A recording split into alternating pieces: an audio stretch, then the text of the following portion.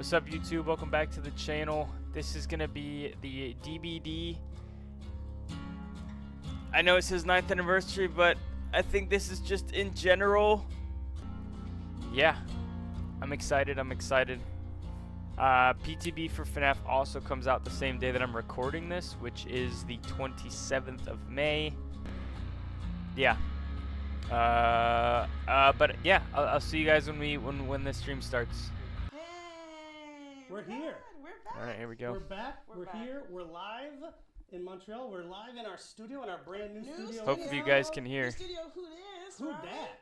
Who's that palette? That is a palette. That is also a coffee table. It's got coasters. You know, you recognize this, but also not a picture frame. That is actually a video screen. We're not going to make use of it today because we literally just got it installed. Streams in the future. We're going to be having a lot of fun with a lot of these. They look like static picture frames, but really excited for us to have this as a resource here in our own studio in Montreal, so we can do more stuff here, including videos that you do all the time, interviews, whatever. So yes, hello, welcome. There are a lot of you out there. Thank you for joining us. This is actually our second live stream. This is gonna probably be their biggest event. How many people are watching? In Boston, where also a bunch of people. Bro, there's 23,000 people. Incredible delight to 23,000.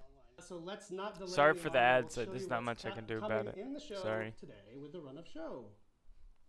So we're gonna kick things off with a segment that you've been waiting for: Five Nights at Freddy's gameplay. The final Twisted Masquerade. And helping us out, we're gonna have Jason Guzzo back with us Oh. to talk about but also the Freddy Fazbear's Pizza map. Yes, and then next I'll be joined on the couch with Justin Banks, who's going to break down this year's anniversary event and show us everything's going to be happening for this last Twisted Masquerade. Then we'll have a new face on the couch, which is going to be Whoa. from the product team, who's going to be running through the latest collections that'll be rolling into the fog here in a couple of months. And then after that, Eric and I will be back on the couch to talk about They're a little low, aren't they? Dead by Daylight Creator Program, which I know a lot of our content creators out there are at the edge of their seats waiting to hear news about, so stay tuned. And we also have another thing to share with you that is new. Maybe you saw it in your news yesterday in the game. Little spoiler. We're going to be talking about the extremely cool new Dead by Daylight stats tracker that's coming up. Oh, that's cool. We're going to be able to look at your in-game stats and progress as you play, which is really neat.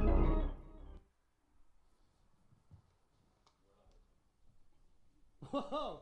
I was waiting for Jay to tell us when we're ready, but we're live. See, we told you it's live. You didn't believe us. Okay, so hi, Jay. Hi. So from the time that we announced that Five Nights at Freddy's was coming to Dead by Daylight, obviously the excitement has been off the charts for Five Nights at Freddy's fans. Dude, how many people are watching? For myself, maybe you. 32,000 fucking people, bro. Who's the killer gonna be? And that's people watching this stream, let alone everyone else that's watching other streamers, bro. In a high-level way at PAX a few Holy weeks ago. crap. Indeed, we will have a killer. I'm gonna turn them up a little bit Springtrap. because they're For low. the first time The audio ever, of you the get people. to play as Springtrap instead of be terrorized by Springtrap. Well, if you're a survivor, you'll still be terrorized. And also, we'll be bringing a new map. So Jay has come here to join us. And if you have watched streams before, you would know Jay from such hits as Chucky and also Dracula. Jay is the killer designer on both of those, as well as Springtrap. So how are you doing? I'm doing great, and I'm excited to be here. I'm also excited for you to be here, Oh. Jay. So let's get into it. So as I mentioned, you worked on some pretty iconic licenses already. So when you were assigned Five Nights at Freddy's, what was it like when you first started working on that chapter? It was really interesting. I didn't have a lot of experience with it. Excuse me, my throats are a little dry today. I was obviously aware of it. I mean, everybody is. It's become so iconic in such a short period of time. But I'm going to be honest, I didn't really realize how kind of deep the lore and the story went before I started kind of looking into this chapter. So it's been cool, and like the story is way more horrifying than I ever thought it would be, to be honest. Oh yes, despite how cute it is, very horrifying. And actually, I think that's a very initial common ground DBD fans and FNAF fans will have. I mean, just the Deep idea. lore on both games, much more than you'd expect. And once you dig in, it's really Basically cool a stuff. child It murder goes, like you guy. said, goes places. Just, you know, Yeah. not good. So I guess the way you mentioned it, sounds like you had to do a lot of research to get up to speed. Yeah, Yep. for sure. one of my favorite things about doing licenses like this is they give me an excuse, I guess, a reason to become like a real big nerd about one specific franchise or IP, and that's always amazing. Chucky, I got to watch all the movies, and Dracula, we played the games and watched stuff. So this one, I did the same thing. I jumped in. My main thing was YouTube and Twitch, watching streams. I watched 60 to 70 hours of content of some of the more popular streamers, I guess we could say, all through all the games, including the VR stuff and things. Not just to see games and how they played, but also the players, how they react, the community, how they react, getting the inspiration for the experience of FNAF, Five Nights at Freddy's, excuse me. I think that's a really special thing. You didn't just tackle it from a mechanics point of view. You wanted to understand the community. You wanted to understand the players, make them feel as welcome in DBD as possible. Dead by Daylight. So. I wonder if he actually worked with Scott Cawthon too.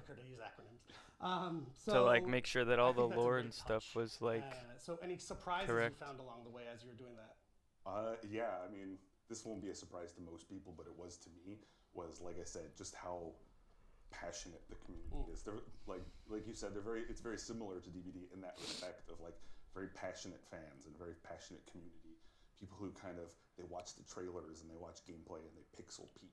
And they kind of start stringing things together. And I imagine there's at least a few Five Nights fans with the boards with pictures and the string all over them. Yes. Which, Jay, you're kind of famous for with Dracula. Hand drew some meme-worthy art, so maybe we'll have some more. But they're probably picking apart our outfits as we speak. What does it mean?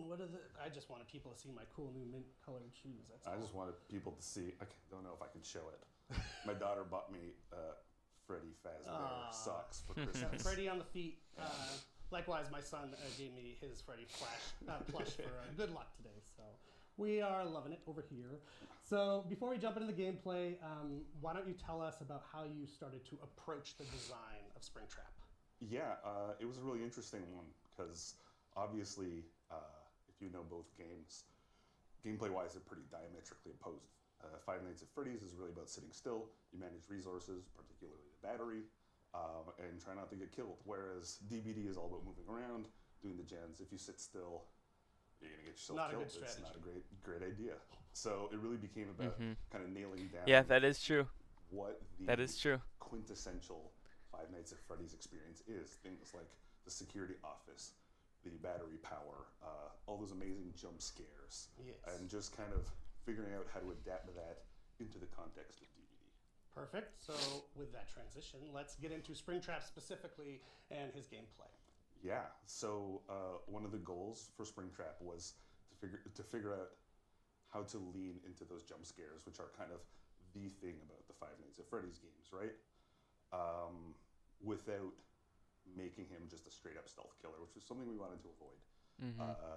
So I had this idea of doing something that we'd never really tried before, where we focus Springtrap kind of as a grab-based killer, because we have grabs in DBD. They are inherently jump scares into themselves. It's right there. So we just kind of leaned into grab-based killer. Gave him more of those. Yo. There it is right there on screen. Dude, Springtrap. There we go, chat. Yes. And we gave him a pretty. Oh, it's interesting. He doesn't have his weapon in that. So Springtrap has two scene right weapons.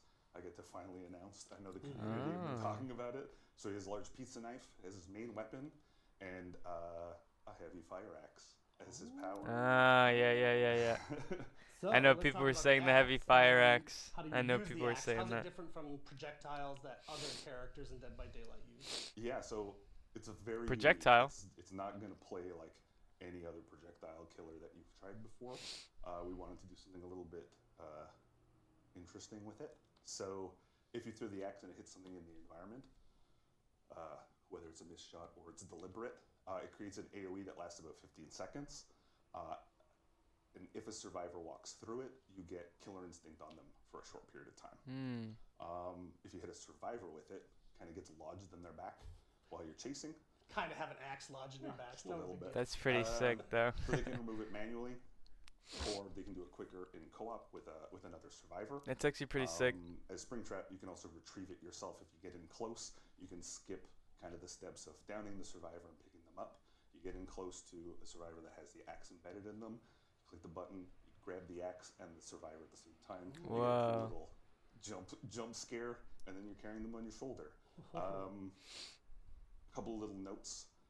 One of them is while you have your projectile available, you move at 4.4 that's so meters cool. per second. There he is. A little glimpse of some jump scare action. But once you've thrown the axe, you actually move at 4.6 meters per second. It's something that we've never really done base kit for a killer. It makes for some really interesting tactical choices, meaning that you have to recall the axe manually. It never comes back to you automatically unless you throw it out of the map because you can make a mistake. But yeah, as long as it's in the environment or in a survivor or whatever it is, you have to manually recall it. So it lightens his load a little bit, makes him a bit faster. Exactly. Perfect. Okay. Part of his gameplay, and I think super iconic to Five Nights at Freddy's, the security office. So let's get into that. Yeah.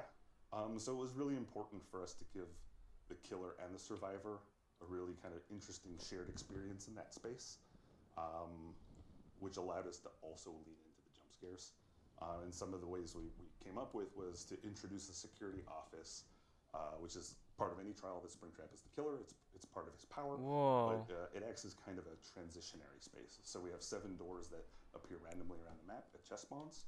What? And these can be used by survivors or killers to teleport around the map. There be a door. There it is. And survivors can also use them for surveillance. So as a survivor, you interact with the door. It brings up the camera view. You'll get the kind of iconic map view in the bottom right of all the different cameras. On the bottom left, you'll see your battery power, which we'll talk about in a second. Yo, what the fuck? Doors. You can switch between doors. If you see something that, if it looks safe on the other end, you press the button. Your character goes into the security office, and then it's kind of like a hands-off, almost like a theme park experience where you see this first-person view going through the office, which is really cool. What the fuck? And one thing you mentioned, again, just in case we have new folks playing, regardless of what map you're playing on, this functionality, the security room will be there as long as Springtrap is the killer in the match. Yeah. What the fuck? Yeah, exactly. And as a survivor, if you happen to see Springtrap through a camera, if you train your camera on him for a few seconds, he'll be revealed for a little bit for the whole survivor. Okay. And what about if, what if Springtrap goes in at the same time as a survivor goes in at a different door and they meet? Yeah, so since they can both use the doors in the security office, we wanted to make sure that there was an opportunity for that interaction. So if a survivor is moving through that space from one door to the other, and Springtrap, chooses one of those 2 doors, whether the one they're coming from or the one they're going to, he'll interrupt them in the security office for a fun little surprise. Wow. Awesome. I love all the little, Yo, this is crazy, bro. This is literally like fuck, what's his name? Singularity. It's like the survivors have like singularity cameras. Managing the battery is part of this as well. So how's that work in DBD? Yeah, so survivors share a universal battery. It's shared amongst all of them. Okay. It drains a little bit, kind of ticks down per second while you're using the cameras. Is there 6 nights? Is there 5 nights? Just sitting there and telling all their friends. So it drains a little bit using the teleporter to move around the map. Takes off a big old chunk in one shot. And then you have to kind of manage that battery as a team. It slowly recharges on its own over time, but you have to kind of manage when and where you're using it. If the battery does run out, the security system, which is kind of the doors, the cameras, the office, goes into shutdown mode for 45 seconds. But Springtrap is not affected by the battery. So he can go if back the and through. survivors have kind of overplayed their hand and they shut the security office down, they've kind of given up their one bit of power in this chapter, and Springtrap can still use the doors and bounce around. Oh, do whatever dangerous. he wants. Dangerous. Fantastic. Dude, this is there's a lot going on, and I hope it's not too over complex. But the fact that all this is being added in for him is so sick. This is a lot of new mechanics. Either a camera or a door, the whole thing. With their axe, that door and the camera becomes unavailable to survivors. They can't use it to teleport away. They can't teleport to that door, and they can't see through the camera that's been disabled. Got it. When the killer retrieves it, that effect lingers a little bit. It becomes a really cool way of I need to scope this area out, but I don't want to be revealed or seen. You disable the door, move around, use it to fake the survivors out. Got it. But it's not permanent. The door can be used again after the axe has been retrieved. Cool. Unless it's in shutdown, which means the survivors can't use it anyway. Right. Cool. Okay, so speaking about moving around the map, which it sounds like we have a new exciting way to do that. One of the coolest things about the chapter, in fact, is the map. Yeah, finally getting a new map. Is now a new map, a new level within Dead by Daylight for DBD fans, specifically in the Withered Isle realm. Yep. So what can you tell us about the map? Yeah, so the art team and the level design team, much like me, they did a ton of research, and like I don't say this just because we're doing the stream here, but it's becoming one of my favorite maps. I love it so much. In the same way that we worked hard at kind of integrating a lot of opportunities for jump scares into the killer gameplay, their team really wanted to make sure that they did the same when it comes to things like Easter eggs and scares around the map. So it really pays off if you're kind of an exploratory player a little bit. Amazing. So are there some areas that you want to shout out that Five Nights at Freddy's fans might recognize? Yeah, I mean, there's gonna be a lot. You'll see a lot of small references and stuff, but obviously we've recreated a lot of kind of the iconic areas from the game. But we're also letting you exit the pizzeria to explore the outside a little bit, which is really cool. And we wanted to kind of add a little bit more space to allow for more dynamic chases and whatnot. Yeah. But for the rooms, we've got the lobby, we've got the dining hall, of course, with the full animatronic band on stage. It's very cool. And we have the arcade, which is it's all very kind of creepily decorated, like a Whoa. And we have areas like the kitchen and even the mechanical room, which is cool. And we can see a little glimpse right there too. Yeah. So altogether, this should kind of feel like I guess a formerly working pizzeria. Yes. And of course, since it's Dead by Daylight, the entity's weird pustules and deformations are everywhere to remind you exactly of where you still are. And you're making a judgment call on those pustules there, Jay. But if you're a Five Nights at Freddy's fan, I think you're really gonna love the map. They've done a lot of really cool work. Yeah, it's super fun, and it looks really good too. The art team did knock it out of the park. But also with Springtrap wandering around, it's like a terror. And I think for Five Nights at Freddy's fans, like, whoop, you're going to be in familiar territory. Yeah. So one other nice thing that we did mention on the PAX broadcast. That power and stuff with the axe and the security, like that's so cool. And it's on every map. Like it's like kind of like game and you just want to check out the map. Normally, I guess like Aliens Tunnels, but like for survivors and killer, but survivor usage. Just to the pizzeria without having to hope that you get there. So they have like an own queue for the release so that you can play the pizzeria, which is good.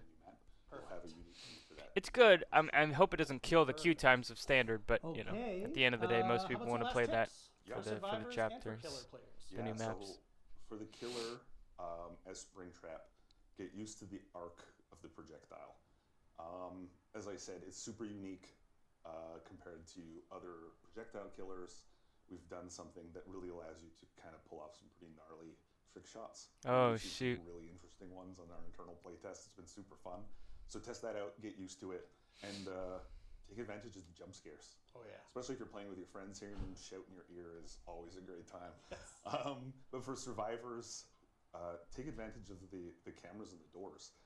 It may seem a little unsafe because you can be interrupted or whatever, but they're really valuable tools if you get used to them and you use it to reveal the killer and kind of scoping out the area. You'll get more of an advantage out of them than I think you realize at first. Heck yeah. But yeah. Well, Jay, thank you so much, as always, for joining us. Dude, that sounds pretty sick. Work and the fun stuff that you've planted in there. Soon enough, people will get to play around with it. I know you're going to be glued to your Twitch screen so you can watch people play it and test it out. Thank you so much for joining us. I'm definitely going to be checking it out, chat, after this, once we get a chance to download the PTB and all that. I don't think I brought my water up. Fuck. So there's lots of stuff going on, and it's a special one. Because as I think you saw by the title just before, after 4 years, this is going to be our final Masquerade. We have lots of laughs, lots of fun, and the response to all of the gameplay, the cosmetics, the aesthetics have all been incredible since we got this party started. Yeah, tricks. That's what it is, so tricks. Our final Masquerade event is actually going to start in about a month, and run from June 25th to July 16th. Sure. So what you That would means see there's here probably a is lot. that we are adding masks for any survivors that are originals that did not previously have a mask. So we've got one for Jake. Torio, Jake, Tori, Sable, Claudette, and Orella.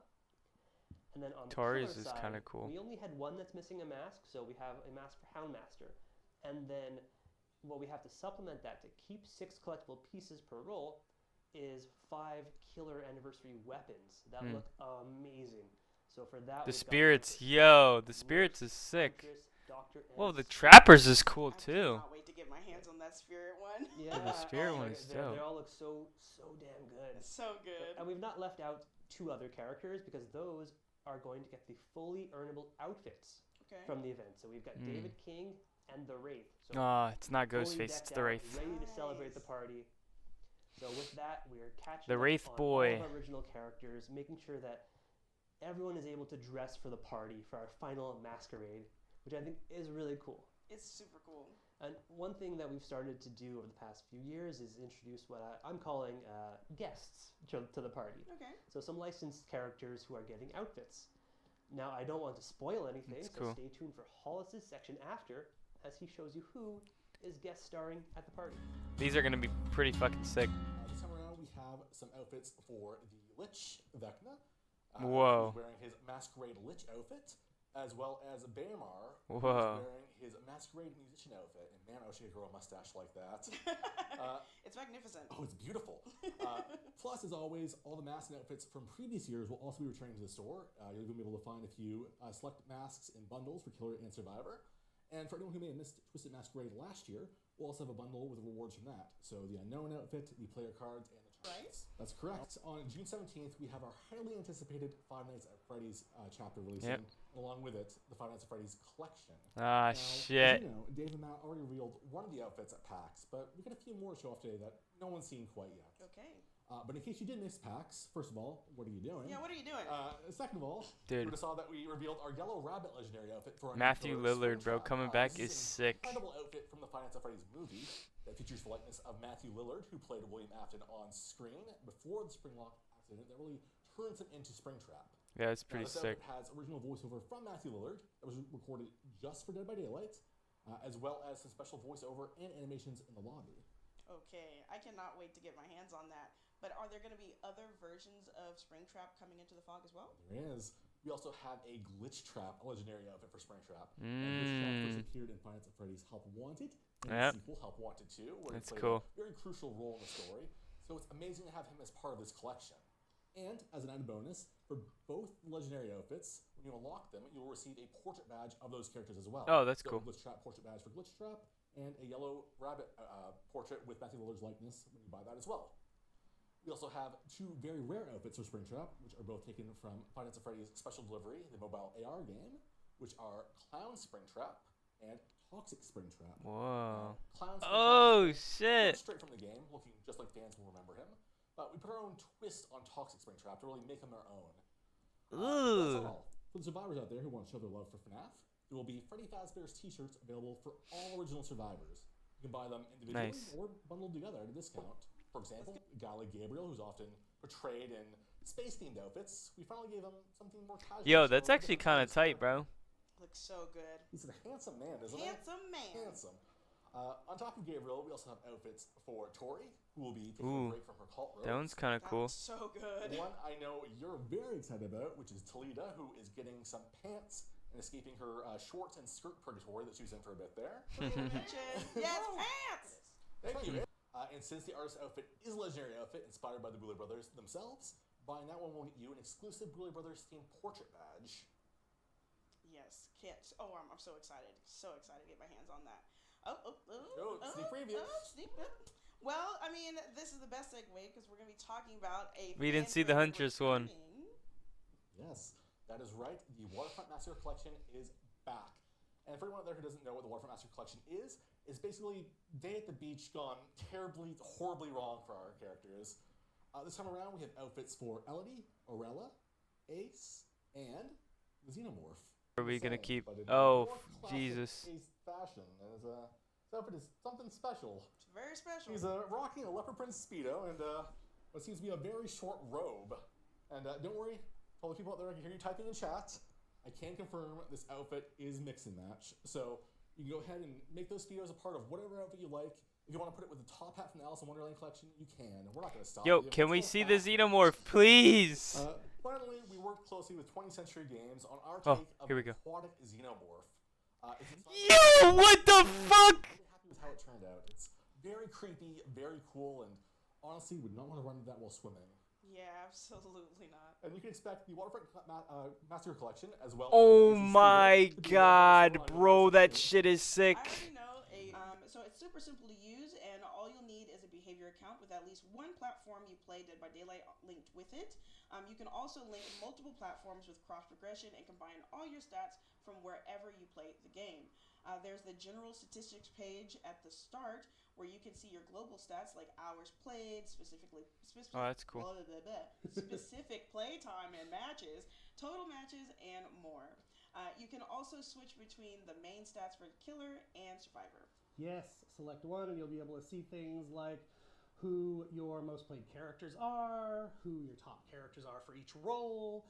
You can dive in each character and dig into details like emblems, average blood points earned, and even more than that. Yeah, so we'll also be showing you super useful details like what your top perks were, both in terms of your pick rate, your kill or escape rate. You can also see which perks really drive the most success for you and the way you play the game. Yep, That's and cool. a few more things you might be wondering about. The site will be super current. So meaning your match history will update almost immediately after a match is finished in the game. There have been complaints about cheats and hackers in the game at the moment. Is there something you can say about how you're addressing this? The war against cheaters and hackers is a long-standing one, and that's for sure. And while it will always be there, there are definitely steps that we are taking to resolve this as much as possible. So during the upcoming months, you can expect to receive clearer game rules, a code of conduct, and regular updates on our war against cheaters, as well as strengthening our anti-cheat protocols. That's not all that we're doing, of course, but there will also be other things that we can't discuss. As we get more closer to that, we'll be giving more information on, and we don't want to be giving cheaters and hackers, roundabouts for our protocols. Yeah, we can't give them that peek behind the curtain. Yeah. All right, YouTube. Yeah. I mean, I'm hyped. FNAF looks sick. Like I said, right now I'm currently downloading the PTB and it's crashing my stream, so that's unfortunate. But I will be playing it. So, stay tuned on the channel for a full Springtrap FNAF kind of breakdown video, the power, all that kind of stuff. Just stay tuned for all that. But without further ado, yeah, let me know what you guys think. I'm excited. I think it looks sick. I think what they're doing with the power and new interactions and stuff, things that we haven't seen before in the game, so I'm excited. But yeah, I'll see you guys in the next one. Leave a like on the video if you enjoyed. Subscribe if you're new, and stay cool, stay safe. Peace out.